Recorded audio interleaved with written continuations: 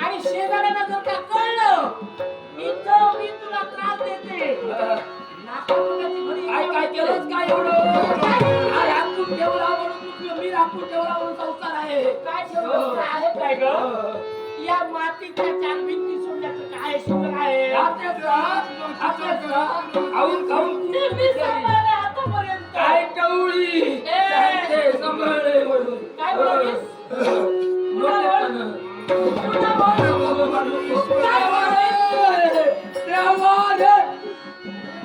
आहेत ना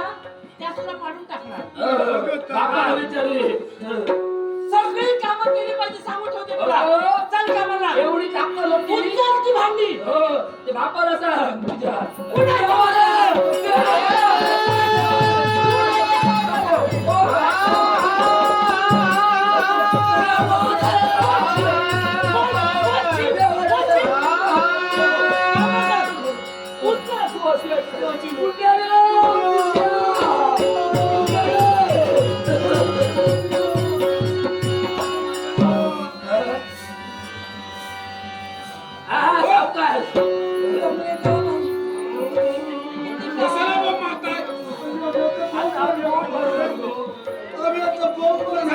विश्रांतीला गेलो पावत नाही विश्रांती करायला केलं असतं काय केलं तुम्ही आलेला बघायला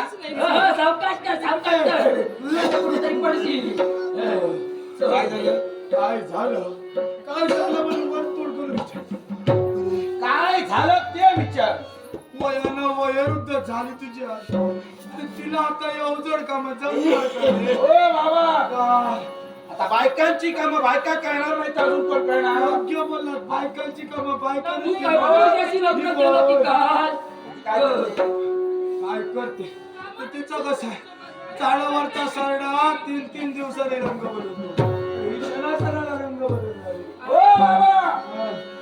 काम केलं तरी त्रास नाही केलं तरी त्रास सुनेचं कधीतरी चांगलं सुनेला सासू सासऱ्याबद्दल बघलं पाहिजे मोठ्या पण सांगणारा आला 4 दिवसांनी काम करताना तिला कधी बघितलं आणि मोठ्या पण काय करते नेत्राने दिसत नाही आता आला तेव्हा पाहतो अरे तुझ्या बायकोचं कसं आहे मी नाही घेतली आणि कडी लावा आणली हीच कडी उडायला आलो आता तुझ्याने काय उघडणार कडी अरे तुझ्या त्या डोळे उघडले तर कडी उघडणार मेशाच्या वाडीवरचं बोलवलं होतं मेशाच्या वाडीवरचं पांघरून तुझ्या वरी मी नाही शेजाऱ्यांना बोलवायचं काय गरज आहे त्या शेजाऱ्यांना सांगायची मी वेशाच्या वाडीवर नव्हतोय म्हणून चोराच्या उलट्या बोंबा